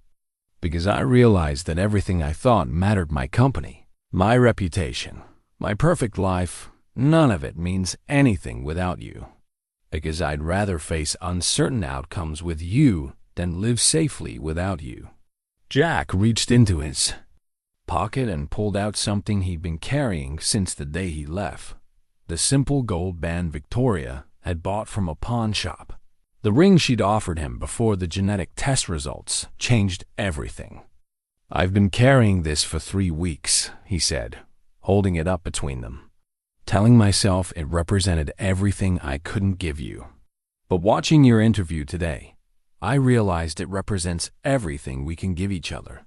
Victoria's eyes filled with tears. "Jack, I can't promise you biological children without genetic risks. I can't promise you a life without uncertainty or the possibility of loss. But I can promise you love that's strong enough to handle whatever comes. I can promise you a partner who will face the hard things alongside you instead of running away when life gets complicated." Jack dropped to one knee in Victoria's office, holding up the ring that had become a symbol of courage rather than impossibility. "Victoria Lane," he said, his voice steady despite the magnitude of what he was offering. "Will you marry me? Will you build a family with me? Whatever that family looks like. Will you choose love over fear, even when fear feels safer?" Victoria knelt beside him on the office floor, taking his face in her hands and kissing him with all the passion and relief and gratitude she'd been carrying since he disappeared. "Yes," she whispered against his lips. "Yes to all of it. Yes to the risks, and the uncertainty and the possibility of heartbreak. Yes to adoption and genetic counseling and whatever path leads us to the family we're meant to build together." Jack slipped the ring onto her finger, and for the first time since Emma's death, he felt something that might have been peace. Not the absence of pain or fear, but the presence of something stronger: love that had been tested by loss and genetics and separation and emerged not perfect, but real. Outside Victoria's office windows, the city continued its endless motion. Millions of people navigating their own relationships and choices and hopes for the future. But inside that glass office, 2 people who'd lost everything that seemed safe had found everything that actually mattered: each other, and the courage to build a life together despite an uncertain world. 1 year later, Victoria woke not to an alarm, but to the sound of 7-year-old Lily Morrison Lane practicing piano in the living room of their modest house, a craftsman-style home that Jack had spent 6 months renovating with his own hands. The music was halting, imperfect, but filled with the kind of determined joy that made Victoria smile before she was fully awake. Their wedding had taken place 8 months earlier in the same cemetery where Emma was buried. A small ceremony attended by Maya, Dr. Chun, Father Miguel from the shelter, and a handful of friends who understood that some love stories begin in the most unlikely places. Jack had insisted on including Emma in the ceremony, placing fresh flowers on her grave and promising his daughter that he would love their new family with the same fierce devotion he'd shown her. She would have loved Lily, he told Victoria, after they'd exchanged vows. They'd both have that stubborn streak that turns into determination when it matters. Lily had come to them through the county foster care system, a bright, resilient child who'd been in 4 different homes before being matched with Victoria and Jack. She'd lost her parents in a car accident when she was 5 and had spent 2 years learning not to trust adults who promised permanence. But something about Jack's patient presence and Victoria's fierce protectiveness had convinced her to take one more chance on family. "They told me you guys are rich, but you live in a small house," Lily had announced during their first meeting at the adoption agency. "And that you used to be homeless, but now you build things. That doesn't make any sense. A lot of things about you guys don't make sense," Victoria had replied. "But we love each other anyway. Sometimes that's how families work. Do you want me because you can't have real kids?" Jack had knelt down to Lily's eye level, speaking with the honesty that had become his trademark. "We want you because you're you. Because you're smart and brave, and you deserve a family that will never leave you. And we hope you'll want us because we're the kind of parents who will love you no matter what." Now, listening to Lily's piano practice, Victoria marveled at how much their lives had changed in ways both dramatic and subtle. Vitalux Wellness had weathered the initial media storm around her relationship with Jack, and Victoria's transparency about love, risk, and authentic living had actually strengthened the company's brand among consumers who valued honesty over perfection. The board had eventually supported her unconventional approach, recognizing that her personal happiness made her a more effective leader, not a less focused one.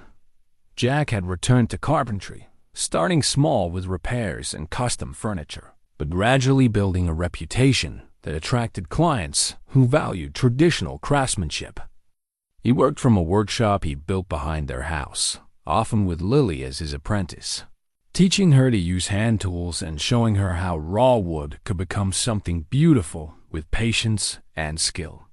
Victoria had scaled back her role at Vitalux, delegating daily operations to Maya while maintaining strategic oversight.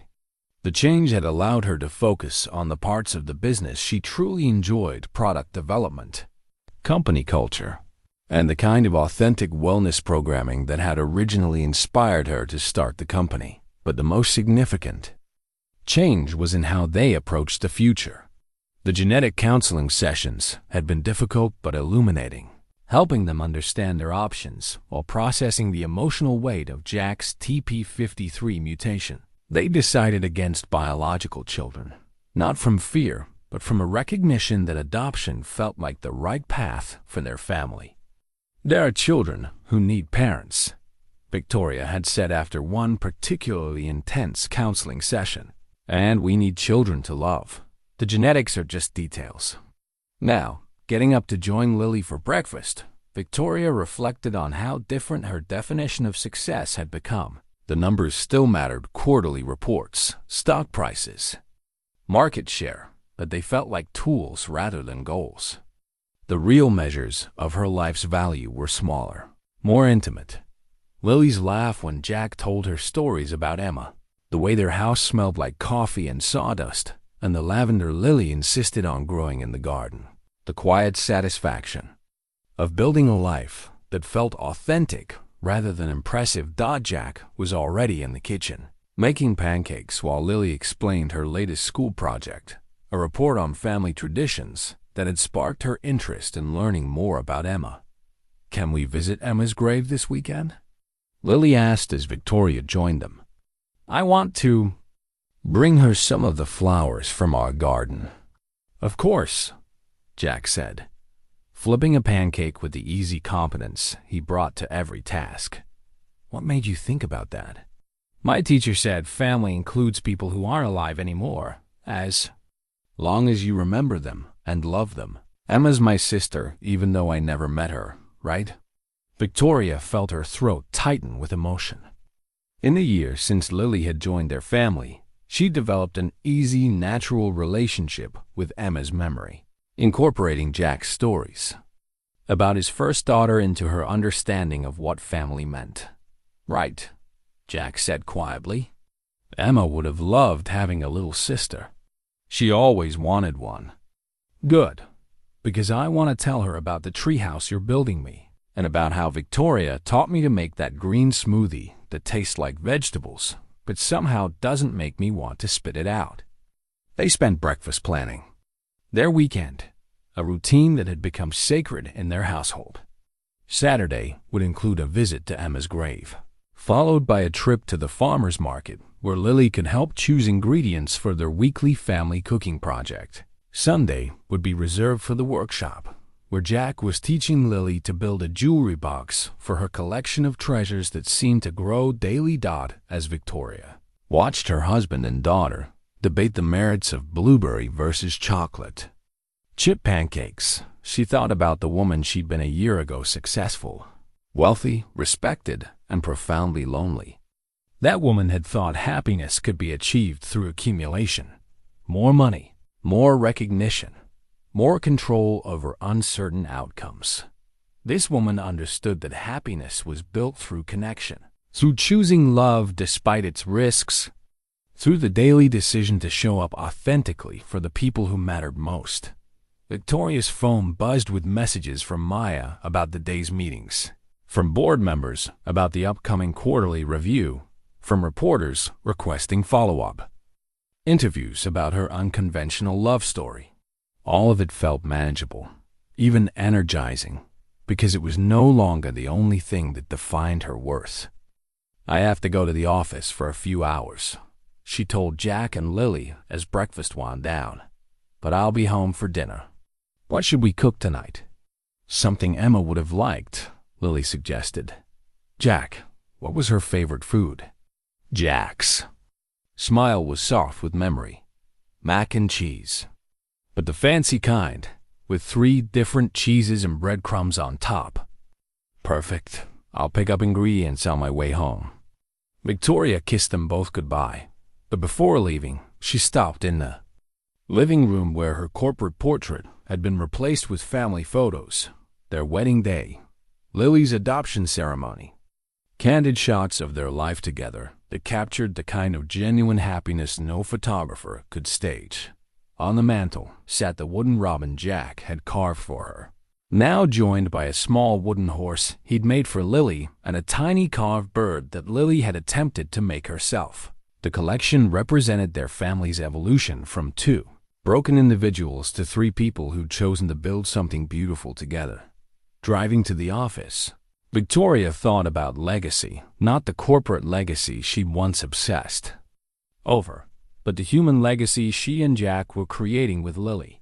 They were teaching her that love was stronger than fear, that families came in many forms, that authenticity mattered more than perfection. Most importantly, they were showing her that sometimes the most beautiful things in life grew from the most unlikely circumstances. A homeless man and a lonely billionaire finding each other on empty streets, choosing to build a family despite genetic complications and social expectations, proving that love really could conquer not everything, but everything that mattered. As Victoria pulled into her office parking garage, she felt the deep satisfaction that came from a life lived authentically. She had everything she needed: meaningful work, genuine love, a child who filled their home with laughter, and a husband who saw her clearly and loved her anyway. The corporate portrait might be gone from her mantle, but the woman in those family photos was more successful than the CEO had ever been, because she'd learned the difference between having everything and having enough. And for Victoria Lane Morrison, wife to Jack, mother to Lily, and keeper of Emma's memory, enough was more than she'd ever dared to hope for.